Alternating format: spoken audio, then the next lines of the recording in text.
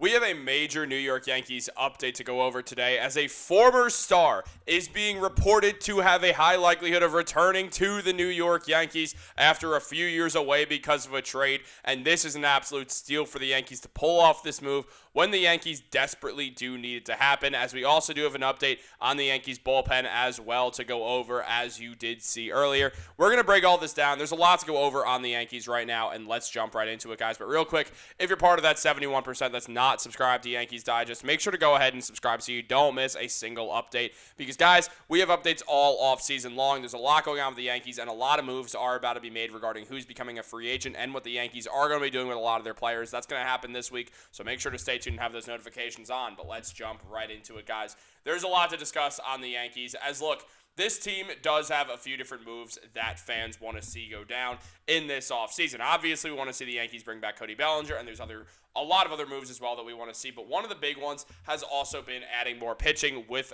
the amount of Yankees pitchers that are currently down with injuries. And a former star has been rumored by Brian Hoke to be very, very, very connected to his former team in the New York Yankees. And if you don't recognize him by the photo right there, that is Michael King, who did spend some time with the Yankees and was absolutely phenomenal. Ended up getting dealt in the Juan Soto deal and became an elite starter, not an elite starter, but a very good starter for the San Diego Padres. And now with the Yankees missing a ton of arms due to injury, the perfect opportunity has aligned itself for Michael King to return to the squad. Now, talking about this, it was mentioned by Jim Bowden that King entered the 2025 season as a potential number one free agent starter in the class after going 13-9 with a 2.95 ERA in 2024. However, he was placed on the IL in May with a pinched thoracic nerve, and when he returned on August 9th, he only threw 17 2/3 innings over the remainder of the regular season and only one inning in the postseason. Striking out 3 of 4 batters he faced, his medicals will determine the type of contract that he gets this offseason, and it's difficult to predict his contract without seeing those records.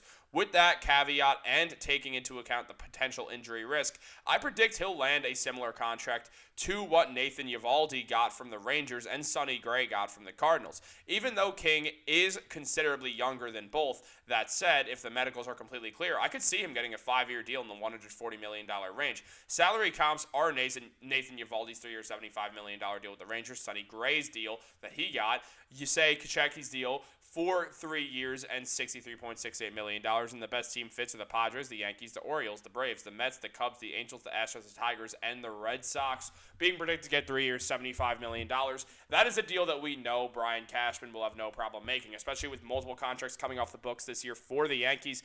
This is the time where they strike. They go out there and they bring in Michael King, who could be a swingman for this team depending on injuries, starting a good amount of games, but also coming out of the bullpen if the Yankees need him to. I mean, Michael King bounced around the bullpen with the Yankees a whole lot, and most importantly, just is an extreme talent that would help this team out a ton. He had a 3.44 ERA last season, and when Michael King is good, the man is damn good. Now, when he started with the Yankees, his numbers were not great. He had an ERA of 4.33, but at the same time, he didn't pitch a ton of games with the Yankees as a starter. He was mainly a relieving guy. Some of the numbers looked better than others. Overall, just didn't really get it going in New York. But there is always a chance now that he's a better player than he was back then, first of all. And he just fits so well with the Yankees right now. He loved his time with the Yankees. King has shown an openness to re-sign with the Yankees, and Brian Hoke did reveal that the Yankees, a few different people in the Yankees organization, would love to see Michael King return to New York. So he has fans within the organization, which is huge. And on top of that, we just understand how damn important Michael King would be for a Yankees team that could desperately use some more help overall. Now, another part of this would also be exactly what Michael King's role is, because, look, as we know, the Yankees are missing some starters going into the year. Gerrit Cole and Carlos Rodon will both be missing starts to the season. Clark Schmidt might not play at all this year, so there is a lot to consider on that front. Max Fried and Cam Schlittler do headline the beginning of the Yankees pitching rotation right now, with names like Luis Gil and Will Warren also there. The Yankees don't have a lot of veteran presences until Cole and Rodon return from elbow injuries. Now, Rodon just had some loose bodies removed and a bone spur shaved down and should be back a couple weeks into the season. He was initially expected to be back earlier, but Brian Cashman revealed that would not be the case. On top of the fact that Gerrit Cole, obviously recovering from Tommy John surgery, recently was seen throwing. He posted a video of himself throwing in the Yankees bullpen, but at the same time, he's not going to be ready for the regular season. He'll be back around May, at the very latest, probably early June. The Yankees are going to make sure that Gerrit Cole is 110% healthy before he goes out there and pitches. The Yankees understand that Cole, being 35 years old, does have somewhat of a shelf life, even though guys like Jacob deGrom and Justin Verlander were able to return at similar ages and go out there and have absolutely downright phenomenal years. I mean, correct me if I'm wrong, but I think DeGrom had a 2.93 ERA this season after coming off of Tommy John and barely really getting anything going with the Rangers before then because he was doing so many injuries. But now that DeGrom's healthy, we are seeing him adjust and seeing him be that guy again. So that's absolutely huge, and it is good to see all that. But we also do have an update on the Yankees bullpen, specifically in regards to Luke Weaver, who even though he did struggle after coming off that hamstring injury, is still one of the better free agents available, specifically out of the bullpen. There has been some talk about him returning to the Yankees, and Jim Bowden said that Weaver was one of the best high-leverage relievers in 2024 for the Yankees, and he had a dominant first half of the season this year, posting a 2.91 ERA. It was a different story in the second half when he posted a 4.40, and there was speculation he was tipping his pitches. This winter, teams will have to decide whether Weaver's second half issues are fixable, and he can be the pitcher he was in the first half. Some salary comps are what Blake Trinan got, Andrew Kittredge got, Jeff Hoffman got, Emilio Pagan, Matt Strahm. There's a few different fits for him. The Yankees, the Braves, the Cardinals, the Giants, the Athletics, the Angels, the Orioles. Teams who need closers or just relief pitchers and trust Luke Weaver are going to go after him. There has been a lot of thought on Weaver also sticking around in New York because he was good here once upon a time. If the Yankees can solve these issues, they will try to bring back Weaver.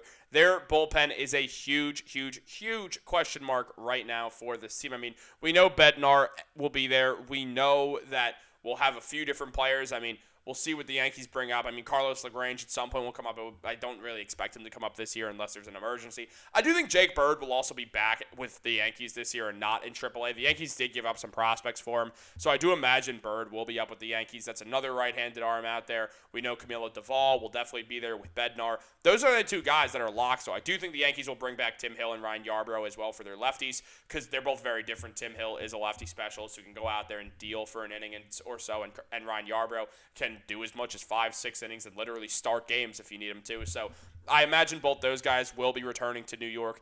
And so right now when we look at the Yankees bullpen, let's say they're going to have 7-8 guys in there, their top 7-8 guys, we see, okay, so lefties, we got Yarbrough, we have Tim Hill. Righties, obviously Bednar, obviously Duvall, and likely Jake Bird. That's 5 guys right there. You got to add 2-3 more names. Luke Weaver makes sense there because then you go out and you try to get some other external options as well, guys who played well who you try to steal away and continue to build on an elite bullpen considering how bad the Yankees bullpen was. I mean, Luke Weaver with the Yankees in the 2024 postseason was that guy. He was as good as ever and would have gotten a massive contract had he been a free agent that season. Had a 1.76 ERA and 16 strikeouts in his 12 appearances. He also had 4 saves to add on. He did blow that one save to Johnsky Noel, who obviously hit the walk-off home run, but the Yankees would ultimately go and win the ALCS that year anyway, so it was fine. He had a whip of .65 this playoffs as well, and then everything changed in 2025, where he was only able to get through one batter in 3 appearances, had an ERA of 135, which isn't very good at all, if you ask me, and also had a whip of 18, meaning that 18 players would be getting on base per inning. I'm no mathematician, but there's only 3 spots that are allowed to be on base before runs score. So that's at least around 6 runs per inning. Well, it's usually around exactly 6 runs per inning. And that's not very good, if you ask me. Maybe you might disagree, but that's how I feel on the matter. But on top of that, obviously, the Yankees bullpen was absolutely atrocious in the playoffs. They had the second worst bullpen in baseball at a 5.61 ERA. It's just not sustainable. The Yankees need to be better. They need a better bullpen, and they're going to go out there and get one. And even if you do want to pay Michael King and have him be a swingman, it is a possibility. You know Michael King can deal out of the Yankees bullpen as well. So we're going to see what happens with that, guys. Let me know what you think in the comments down below. Like this video, subscribe, turn on post notifications. Have a great day. Go Yankees.